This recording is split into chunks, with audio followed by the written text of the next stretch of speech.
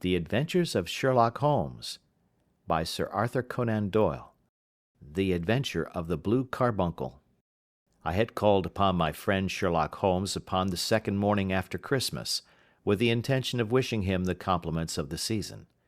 He was lounging upon the sofa in a purple dressing-gown, a pipe-rack within his reach upon the right, and a pile of crumpled morning papers, evidently newly studied, near at hand. Beside the couch was a wooden chair, and on the angle of the back hung a very seedy and disreputable hard felt hat, much the worse for wear, and cracked in several places.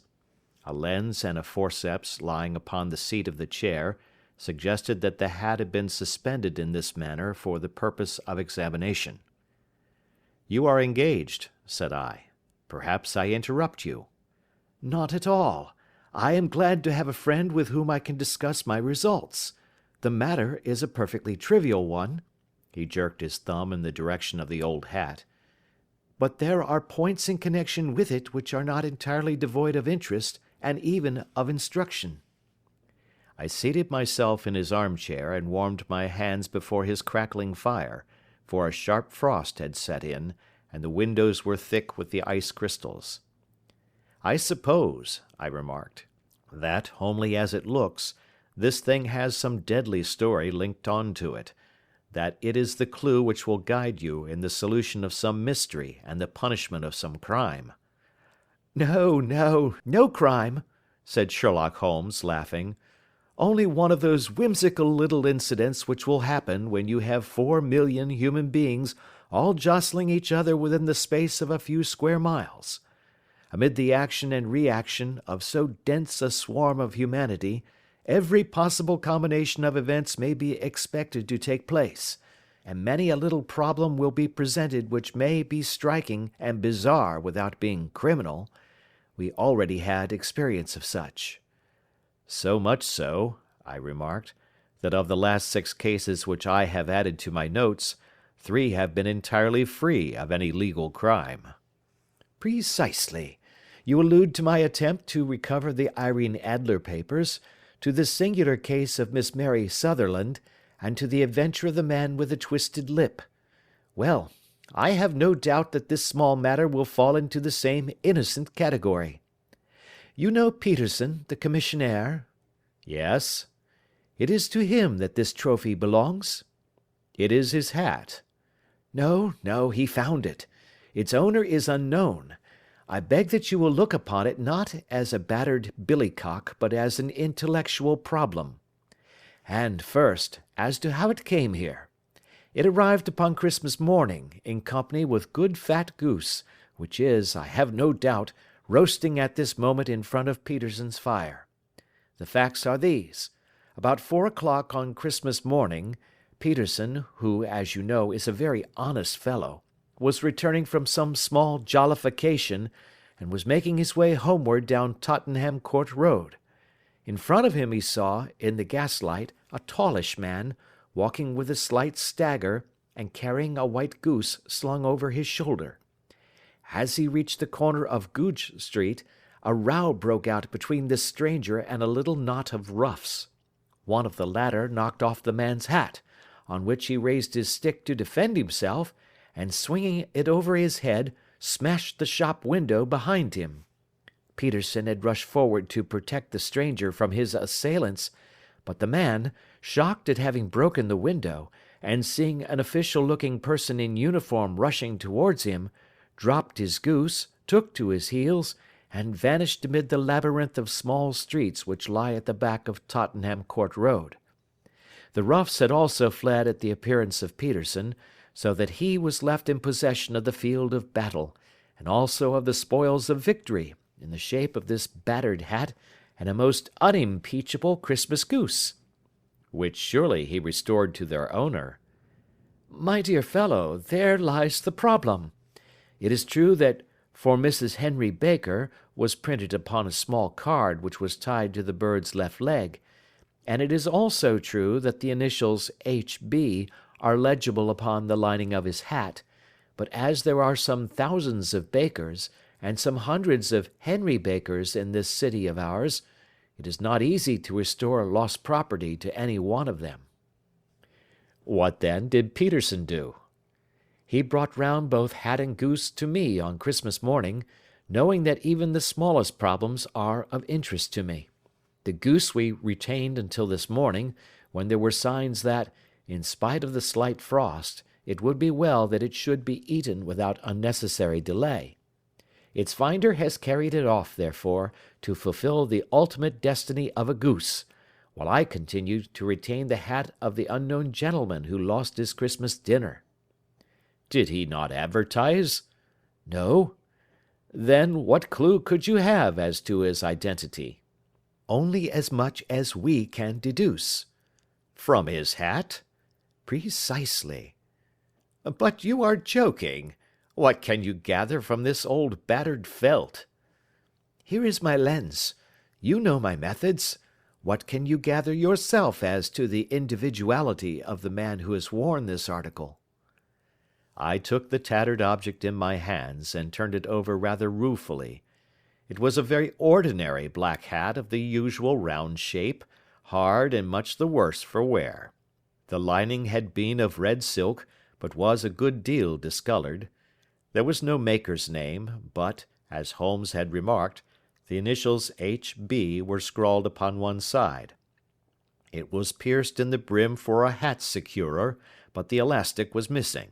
For the rest, it was cracked, exceedingly dusty, and spotted in several places, although there seemed to have been some attempt to hide the discolored patches by smearing them with ink. I can see nothing, said I, handing it back to my friend. On the contrary, Watson, you can see everything. You fail, however, to reason from what you see.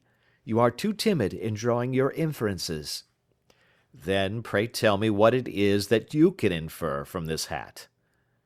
He picked it up and gazed at it in the peculiar introspective fashion which was characteristic of him. It is perhaps less suggestive than it might have been, he remarked, and yet there are a few inferences which are very distinct, and a few others which represent at least a strong balance of probability. That the man was highly intellectual is of course obvious upon the face of it, and also that he was fairly well-to-do within the last 3 years, although he has now fallen upon evil days. He had foresight, but has less now than formerly, pointing to a moral retrogression, which, when taken with the decline of his fortunes, seems to indicate some evil influence, probably drink, at work upon him. This may account also for the obvious fact that his wife has ceased to love him. My dear Holmes! He has, however, retained some degree of self-respect, he continued, disregarding my remonstrance. He is a man who leads a sedentary life, goes out little, is out of training entirely, is middle-aged, has grizzled hair which he has had cut within the last few days, and which he anoints with lime cream. These are the more patent facts which are to be deduced from this hat. Also, by the way, that it is extremely improbable that he has gas laid on in his house. You are certainly joking, Holmes. Not in the least. Is it possible that even now, when I give you these results, you are unable to see how they are attained? I have no doubt that I am very stupid, but I must confess that I am unable to follow you. For example, how did you deduce that this man was intellectual? For answer, Holmes clapped the hat upon his head. It came right over the forehead and settled upon the bridge of his nose. It is a question of cubic capacity, said he. A man with so large a brain must have something in it. The decline of his fortunes, then? This hat is 3 years old. These flat brims curled at the edge came in then. It is a hat of the very best quality. Look at the band of ribbed silk and the excellent lining. If this man could afford to buy so expensive a hat 3 years ago, and has had no hat since, then he has assuredly gone down in the world. Well, that is clear enough, certainly. But how about the foresight and the moral retrogression? Sherlock Holmes laughed. Here is the foresight, said he, putting his finger upon the little disc and loop of the hat securer. "They are never sold upon hats. If this man ordered one, it is a sign of a certain amount of foresight, since he went out of his way to take this precaution against the wind. But since we see that he has broken the elastic and has not troubled to replace it, it is obvious that he has less foresight now than formerly, which is a distinct proof of a weakening nature. On the other hand, he has endeavored to conceal some of these stains upon the felt by daubing them with ink, which is a sign that he has not entirely lost his self-respect." "Your reasoning is certainly plausible." "The further points, that he is middle-aged, that his hair is grizzled, that it has been recently cut, and that he uses lime cream, are all to be gathered from a close examination of the lower part of the lining. The lens discloses a large number of hair ends, clean cut by the scissors of the barber. They all appear to be adhesive, and there is a distinct odor of lime cream.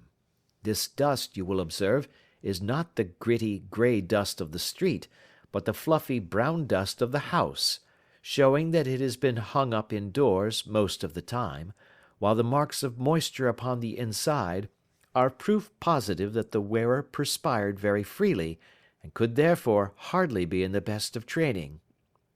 "But his wife? You said that she had ceased to love him." "This hat has not been brushed for weeks. When I see you, my dear Watson, with a week's accumulation of dust upon your hat, and when your wife allows you to go out in such a state, I shall fear that you also have been unfortunate enough to lose your wife's affection." "But he might be a bachelor." "Nay, he was bringing home the goose as a peace offering to his wife. Remember the card upon the bird's leg." "You have an answer to everything. But how on earth do you deduce that the gas is not laid on in his house?" "One tallow stain, or even two, might come by chance, but when I see no less than 5, I think that there can be little doubt that the individual must be brought into frequent contact with burning tallow. Walks upstairs at night, probably, with his hat in one hand and a guttering candle in the other. Anyhow, he never got tallow stains from a gas jet. Are you satisfied?" "Well, it is very ingenious," said I, laughing. "But since, as you said just now, there has been no crime committed, and no harm done save the loss of a goose, all this seems to be rather a waste of energy." Sherlock Holmes had opened his mouth to reply, when the door flew open, and Peterson, the commissionaire, rushed into the apartment with flushed cheeks and the face of a man who is dazed with astonishment. "The goose, Mr. Holmes, the goose, sir," he gasped. "Eh? What of it, then? Has it returned to life and flapped off through the kitchen window?" Holmes twisted himself round upon the sofa to get a fairer view of the man's excited face. "See here, sir, see what my wife found in its crop." He held out his hand, and displayed upon the centre of the palm a brilliantly scintillating blue stone, rather smaller than a bean in size, but of such purity and radiance that it twinkled like an electric point in the dark hollow of his hand. Sherlock Holmes sat up with a whistle. "By Jove, Peterson," said he, "this is a treasure trove indeed. I suppose you know what you have got?" "A diamond, sir. A precious stone. It cuts into glass as though it were putty." "It's more than a precious stone. It is the precious stone." "Not the Countess of Morcar's blue carbuncle!" I ejaculated. "Precisely so. I ought to know its size and shape, seeing that I have read the advertisement about it in the Times every day lately. It is absolutely unique, and its value can only be conjectured, but the reward offered of £1,000 is certainly not within a 20th part of the market price." £1,000! Great Lord of mercy! The commissionaire plumped down into a chair and stared from one to the other of us. "That is the reward, and I have reason to know that there are sentimental considerations in the background which would induce the Countess to part with half her fortune if she could but recover the gem." "It was lost, if I remember aright, at the Hotel Cosmopolitan," I remarked. "Precisely so, on December 22nd, just 5 days ago. John Horner, a plumber, was accused of having abstracted it from the lady's jewel case. The evidence against him was so strong that the case has been referred to the assizes. I have some account of the matter here, I believe." He rummaged amid his newspapers, glancing over the dates, until at last he smoothed one out, doubled it over, and read the following paragraph. "Hotel Cosmopolitan jewel robbery. John Horner, 26, plumber, was brought up upon the charge of having upon the 22nd instant abstracted from the jewel case of the Countess of Morcar the valuable gem known as the blue carbuncle. James Ryder, upper attendant at the hotel, gave his evidence to the effect that he had shown Horner up to the dressing room of the Countess of Morcar upon the day of the robbery, in order that he might solder the second bar of the grate, which was loose. He had remained with Horner some little time, but had finally been called away. On returning, he found that Horner had disappeared, that the bureau had been forced open, and that the small morocco casket in which, as it afterwards transpired, the Countess was accustomed to keep her jewel, was lying empty upon the dressing-table. Ryder instantly gave the alarm, and Horner was arrested the same evening, but the stone could not be found either upon his person or in his rooms. Catherine Cusack, maid to the Countess, deposed to having heard Ryder's cry of dismay on discovering the robbery, and to having rushed into the room, where she found matters as described by the last witness. Inspector Bradstreet, B Division, gave evidence as to the arrest of Horner, who struggled frantically, and protested his innocence in the strongest terms. Evidence of a previous conviction for robbery having been given against the prisoner, the magistrate refused to deal summarily with the offence, but referred it to the assizes. Horner, who had shown signs of intense emotion during the proceedings, fainted away at the conclusion and was carried out of court. So much for the police court," said Holmes thoughtfully, tossing aside the paper. "The question for us now to solve is the sequence of events leading from a rifled jewel case at one end to the crop of a goose in Tottenham Court Road at the other. You see, Watson, our little deductions have suddenly assumed a much more important and less innocent aspect. Here is the stone. The stone came from the goose, and the goose came from Mr. Henry Baker, the gentleman with the bad hat, and all the other characteristics with which I have bored you. So now we must set ourselves very seriously to finding this gentleman, and ascertaining what part he has played in this little mystery. To do this, we must try the simplest means first, and these lie undoubtedly in an advertisement in all the evening papers. If this fail, I shall have recourse to other methods." "What will you say?" "Give me a pencil and that slip of paper. Now then, found at the corner of Goodge Street, a goose and a black felt hat. Mr. Henry Baker can have the same by applying at 6:30 this evening at 221B Baker Street. That is clear and concise." "Very, but will he see it?" "Well, he is sure to keep an eye on the papers, since, to a poor man, the loss was a heavy one. He was clearly so scared by his mischance in breaking the window, and by the approach of Peterson, that he thought of nothing but flight. But since then he must have bitterly regretted the impulse which caused him to drop his bird. Then again, the introduction of his name will cause him to see it, for everyone who knows him will direct his attention to it. Here you are, Peterson. Run down to the advertising agency and have this put in the evening papers." "In which, sir?" "Oh, in the Globe, Star, Pall Mall, St. James's, Evening News, Standard, Echo, and any others that occur to you."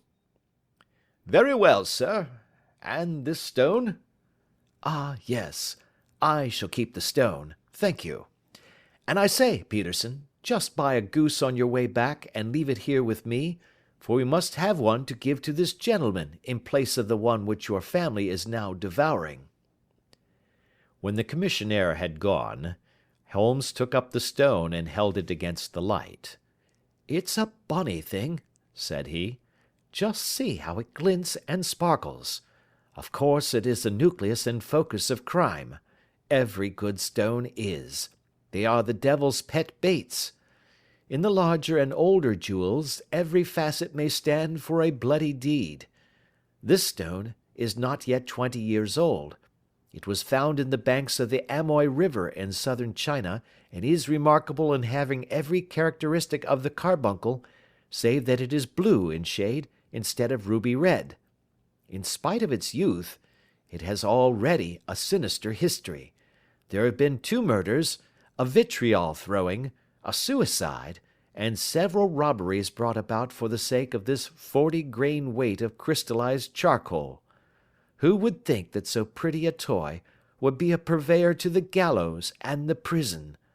I'll lock it up in my strong box now and drop a line to the Countess to say that we have it."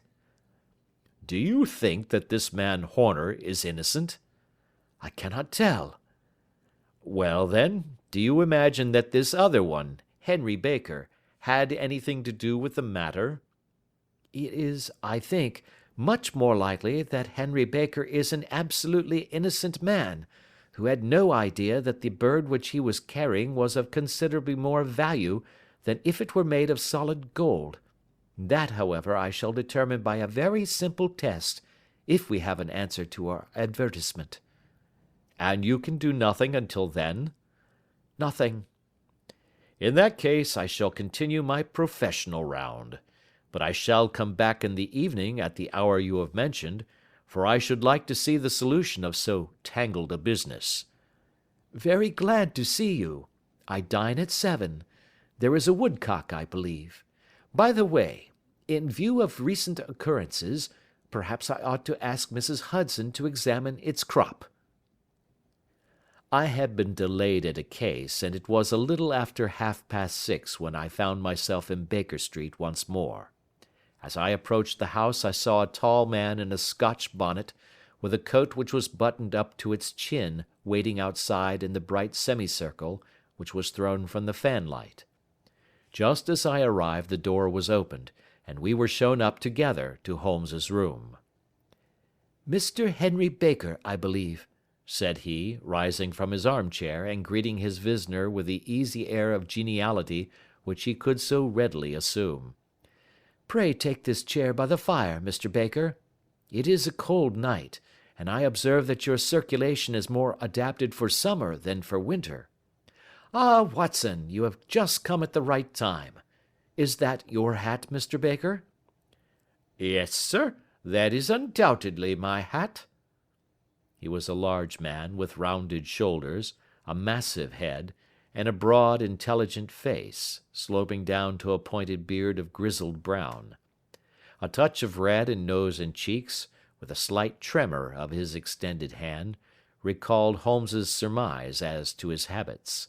His rusty black frock coat was buttoned right up in front, with the collar turned up, and his lank wrists protruded from his sleeves without a sign of cuff or shirt. He spoke in a slow staccato fashion, choosing his words with care, and gave the impression generally of a man of learning and letters, who had had ill usage at the hands of fortune. "We have retained these things for some days," said Holmes, "because we expected to see an advertisement from you giving your address. I am at a loss to know why you did not advertise." Our visitor gave a rather shamefaced laugh. "Shillings have not been so plentiful with me as they once were," he remarked. "I had no doubt that the gang of roughs who assaulted me had carried off both my hat and the bird. I did not care to spend more money in a hopeless attempt at recovering them." "Very naturally. By the way, about the bird, we were compelled to eat it." "To eat it?" Our visitor half rose from his chair in his excitement. Yes, it would have been of no use to anyone had we not done so. But I presume that this other goose upon the sideboard, which is about the same weight and perfectly fresh, will answer your purpose equally well? Oh, certainly, certainly, answered Mr. Baker with a sigh of relief. Of course, we still have the feathers, legs, crop, and so on of your own bird, so if you wish— The man burst into a hearty laugh. They might be useful to me as relics of my adventure, said he, but beyond that I can hardly see what use the disjecta membra of my late acquaintance are going to be to me. No, sir, I think that, with your permission, I will confine my attentions to the excellent bird which I perceive upon the sideboard. Sherlock Holmes glanced sharply across at me with a slight shrug of his shoulders. There is your hat, then, and there your bird, said he. By the way, would it bore you to tell me where you got the other one from? I am somewhat of a fowl fancier, and I have seldom seen a better grown goose. Certainly, sir, said Baker, who had risen and tucked his newly gained property under his arm. There are a few of us who frequent the Alpha Inn, near the museum. We are to be found in the museum itself during the day, you understand. This year our good host, Windigate by name, instituted a goose club, by which, on consideration of some few pence every week, we were each to receive a bird at Christmas. My pence were duly paid, and the rest is familiar to you. I am much indebted to you, sir, for a Scotch bonnet is fitted neither to my years nor my gravity. With a comical pomposity of manner, he bowed solemnly to both of us, and strode off upon his way. So much for Mr. Henry Baker, said Holmes, when he had closed the door behind him. It is quite certain that he knows nothing whatever about the matter. Are you hungry, Watson? Not particularly. Then I suggest that we turn our dinner into a supper and follow up this clue while it is still hot.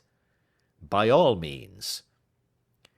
It was a bitter night, so we drew on our ulsters and wrapped cravats about our throats. Outside, the stars were shining coldly in a cloudless sky, and the breath of the passers-by blew out into smoke like so many pistol shots. Our footfalls rang out crisply and loudly as we swung out through the Doctor's Quarter, Wimpole Street, Harley Street, and so through Wigmore Street into Oxford Street.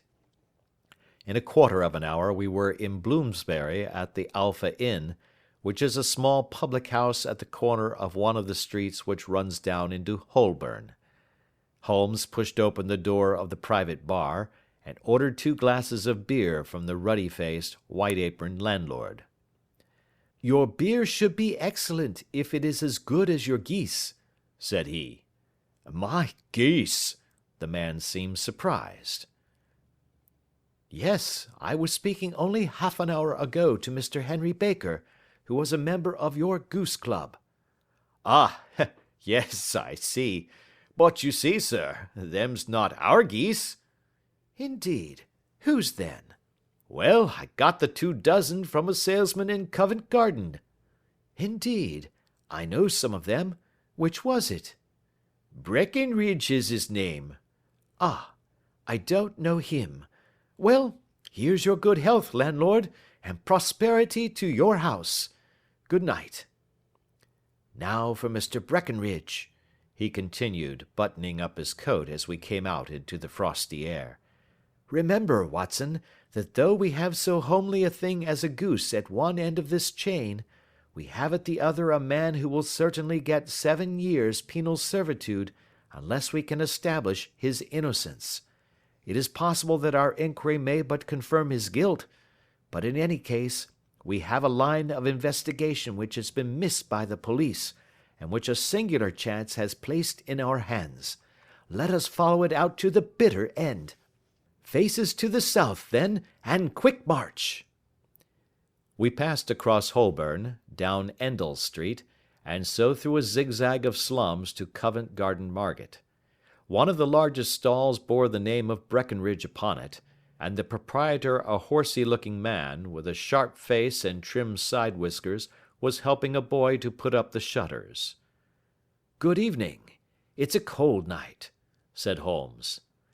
The salesman nodded and shot a questioning glance at my companion. "Sold out of geese, I see," continued Holmes, pointing at the bare slabs of marble.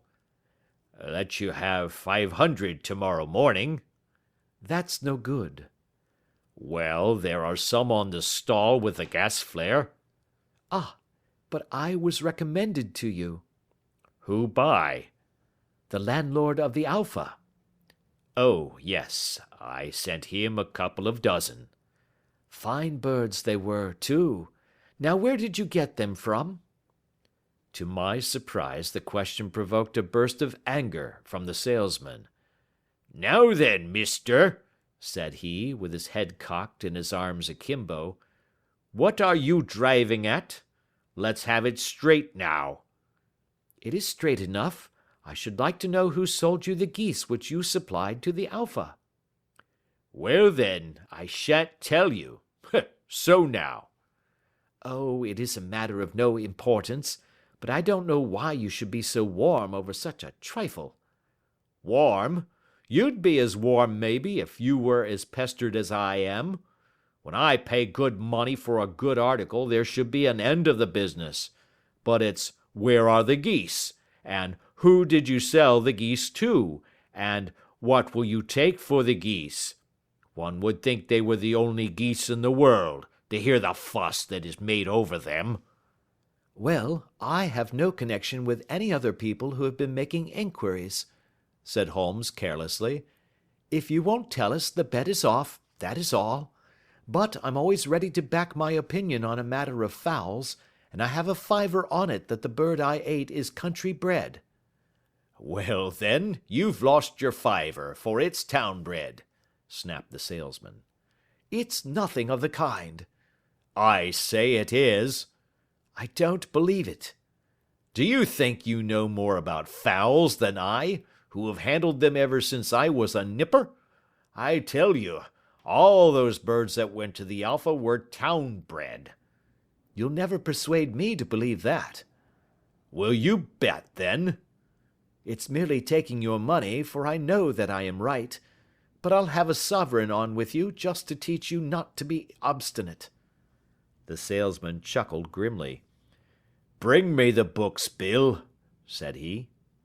The small boy brought round a small thin volume, and a great greasy-backed one, laying them out together beneath the hanging lamp. "Now then, Mr. Cocksure," said the salesman, "I thought that I was out of geese, but before I finish you'll find that there is still one left in my shop. You see this little book?" "Well?" "That's the list of the folk from whom I buy. Do you see? Well, then, here on this page are the country folk, and the numbers after their names are where their accounts are in the big ledger.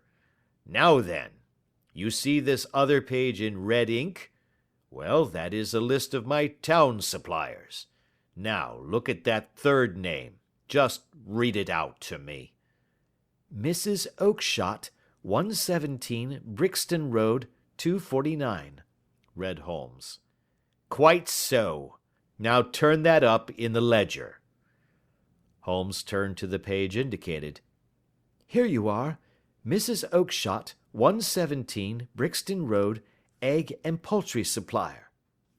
"Now then, what's the last entry?" "December 22nd, 24 geese at 7 shillings 6 pence." "Quite so. There you are. And underneath?" "Sold to Mr. Windicate of the Alpha at 12 shillings. "What have you to say now?" Sherlock Holmes looked deeply chagrined. He drew a sovereign from his pocket and threw it down upon the slab, turning away with the air of a man whose disgust is too deep for words. A few yards off he stopped under a lamp-post, and laughed in the hearty, noiseless fashion which was peculiar to him. When you see a man with whiskers of that cut, and the pink 'un protruding out of his pocket, you can always draw him by a bet," said he. "I dare say that if I had put £100 down in front of him, that man would not have given me such complete information as was drawn from him by the idea that he was doing me on a wager. Well, Watson, we are, I fancy, nearing the end of our quest, and the only point which remains to be determined is whether we should go on to this Mrs. Oakshott tonight, or whether we should reserve it for tomorrow. It is clear from what that surly fellow said that there are others beside ourselves who are anxious about the matter, and I should—" His remarks were suddenly cut short by a loud hubbub which broke out from the stall which we had just left. Turning round, we saw a little rat-faced fellow standing in the centre of the circle of yellow light which was thrown by the swinging lamp, while Breckenridge, the salesman, framed in the door of his stall, was shaking his fists fiercely at the cringing figure. "I've had enough of you and your geese," he shouted. "I wish you were all at the devil together. If you come pestering me any more with your silly talk, I'll set the dog at you. You bring Mrs. Oakshott here, and I'll answer her. But what have you to do with it? Did I buy the geese off you?" "No, but one of them was mine all the same," whined the little man. "Well, then, ask Mrs. Oakshott for it." "She told me to ask you." "Well, you can ask the King of Prussia for all I care. I've had enough of it. Get out of this." He rushed fiercely forward, and the inquirer flitted away into the darkness. "Ha! This may save us a visit to Brixton Road," whispered Holmes. "Come with me, and we will see what is to be made of this fellow." Striding through the scattered knots of people who lounged round the flaring stalls, my companion speedily overtook the little man, and touched him upon the shoulder. He sprang round, and I could see in the gaslight that every vestige of colour had been driven from his face. "Who are you, then? What do you want?" he asked in a quavering voice.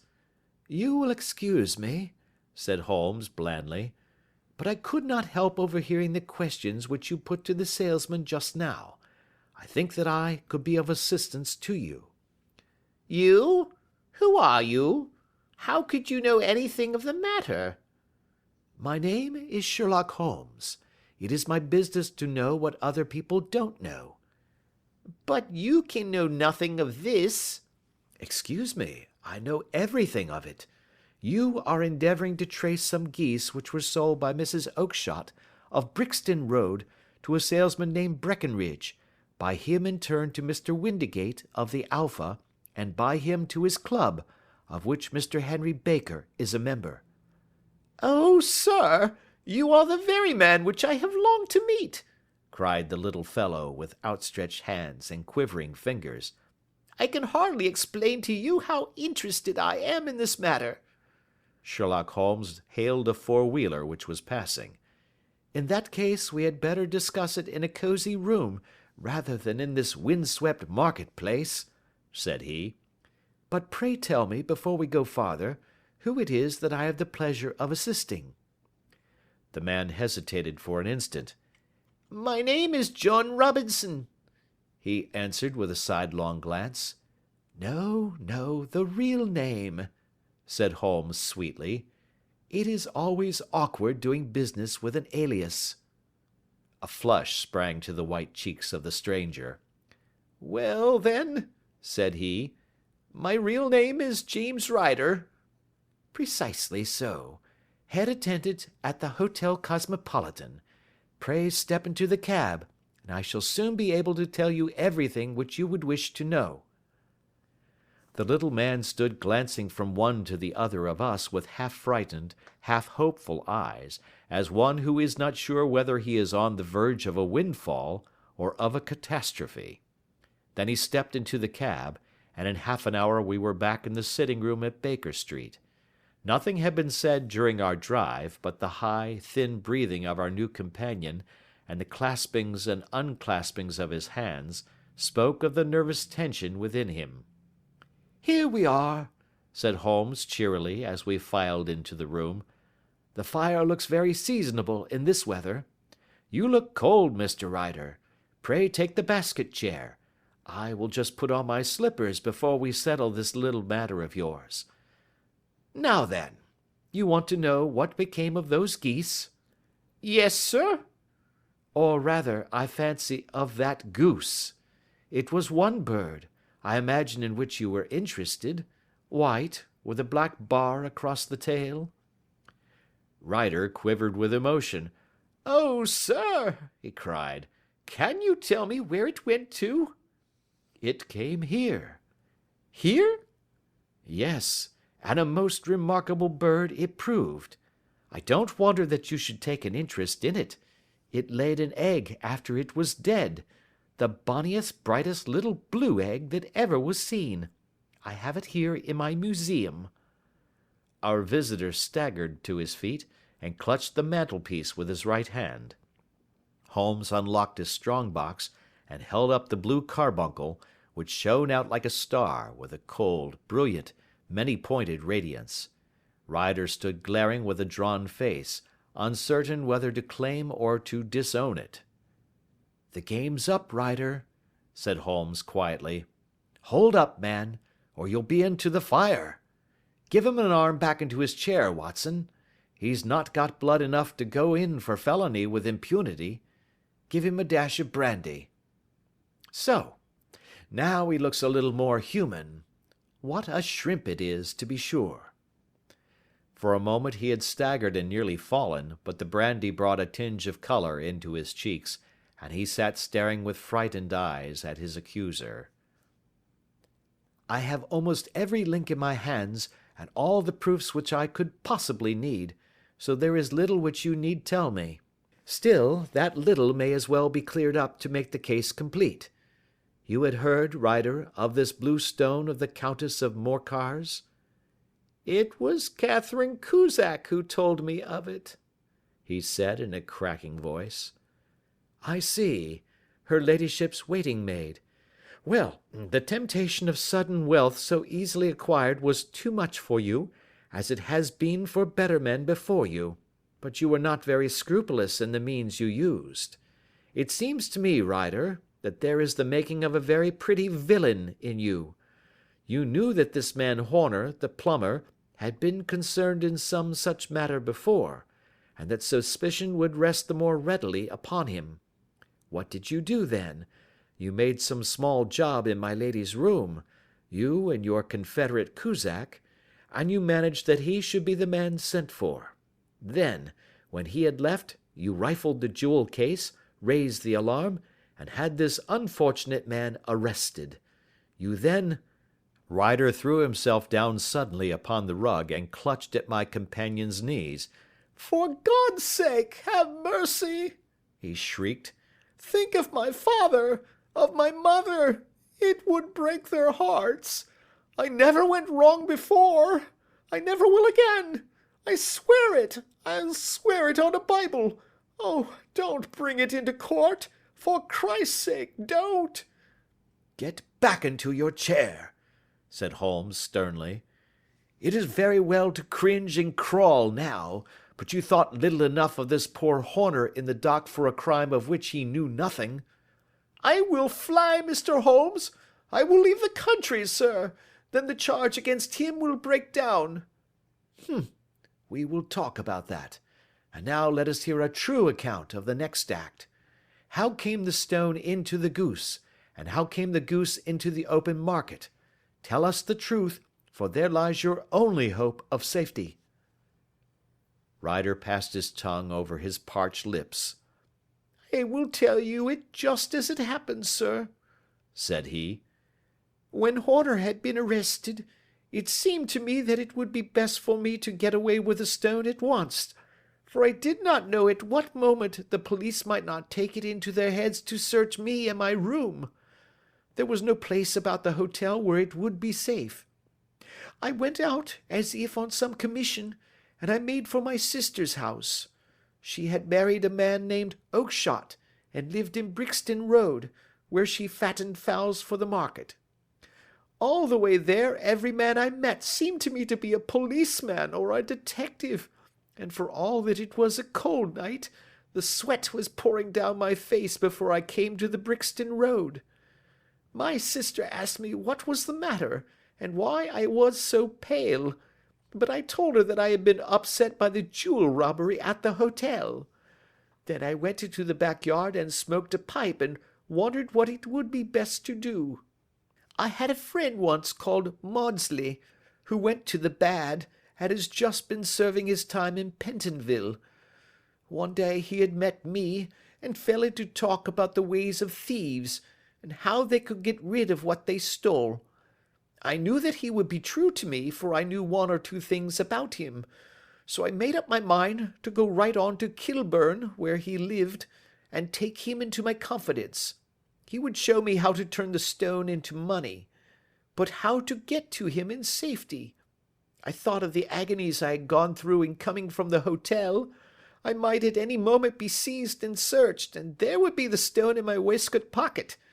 I was leaning against the wall at the time, and looking at the geese which were waddling about round my feet, and suddenly an idea came into my head which showed me how I could beat the best detective that ever lived. My sister had told me some weeks before that I might have the pick of her geese for a Christmas present, and I knew that she was always as good as her word. I would take my goose now, and in it I would carry my stone to Kilburn. There was a little shed in the yard, and behind this I drove one of the birds, a fine big one, white with a barred tail. I caught it, and prying its bill open, I thrust the stone down its throat as far as my finger could reach. The bird gave a gulp, and I felt the stone pass along its gullet and down into its crop. But the creature flapped and struggled, and out came my sister to know what was the matter. As I turned to speak to her, the brute broke loose and fluttered off among the others. "Whatever were you doing with that bird, Jim?" says she. "Well," says I, "you said you'd give me one for Christmas, and I was feeling which was the fattest." "Oh," says she, "we've set yours aside for you. Jem's bird, we call it. It's the big white one over yonder. There's 26 of them, which makes one for you, and one for us, and 24 for the market." "Thank you, Maggie," says I, "but if it is all the same to you, I'd rather have that one I was handling just now." "The other is a good 3 pound heavier," said she, "and we fattened it expressly for you." "Never mind, I'll have the other, and I'll take it now," said I. "Oh, just as you like," said she, a little huffed. "Which is it you want, then?" "That white one with the barred tail, right in the middle of the flock." "Oh, very well, kill it and take it with you."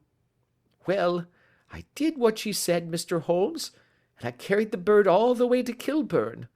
I told my pal what I had done, for he was a man that it was easy to tell a thing like that to. He laughed until he choked, and we got a knife and opened the goose. My heart turned to water, for there was no sign of the stone, and I knew that some terrible mistake had occurred. I left the bird, rushed back to my sister's, and hurried into the backyard. There was not a bird to be seen there. "Where are they all, Maggie?" I cried. "Gone to the dealers, Jem." "Which dealers?" "Breckenridge, of Covent Garden." "But was there another with a barred tail?" I asked. "The same as the one I chose?" "Yes, Jem, there were 2 barred-tailed ones, and I never could tell them apart." Well, then, of course, I saw it all, and I ran off as hard as my feet would carry me to this man Breckenridge, but he had sold the lot at once, and not one word would he tell me as to where they had gone. You heard him yourselves tonight. Well, he has always answered me like that. My sister thinks that I am going mad. Sometimes I think that I am myself, and now I am myself a branded thief, without ever having touched the wealth for which I sold my character. God help me! God help me!" He burst into convulsive sobbing, with his face buried in his hands. There was a long silence, broken only by his heavy breathing and by the measured tapping of Sherlock Holmes's fingertips upon the edge of the table. Then my friend rose and threw open the door. "Get out," said he. "What, sir? Oh, heaven bless you!" "No more words. Get out." And no more words were needed. There was a rush, a clatter upon the stairs, the bang of a door, and the crisp rattle of running footfalls from the street. "After all, Watson," said Holmes, reaching up his hand for his clay pipe, "I am not retained by the police to supply their deficiencies. If Horner were in danger it would be another thing, but this fellow will not appear against him, and the case must collapse. I suppose that I am commuting a felony, but it is just possible that I am saving a soul. This fellow will not go wrong again. He is too terribly frightened. Send him to jail now, and you will make him a jailbird for life. Besides, it is the season of forgiveness. Chance has put in our way a most singular and whimsical problem, and its solution is its own reward. If you will have the goodness to touch the bell, doctor, we will begin another investigation, in which also a bird will be the chief feature."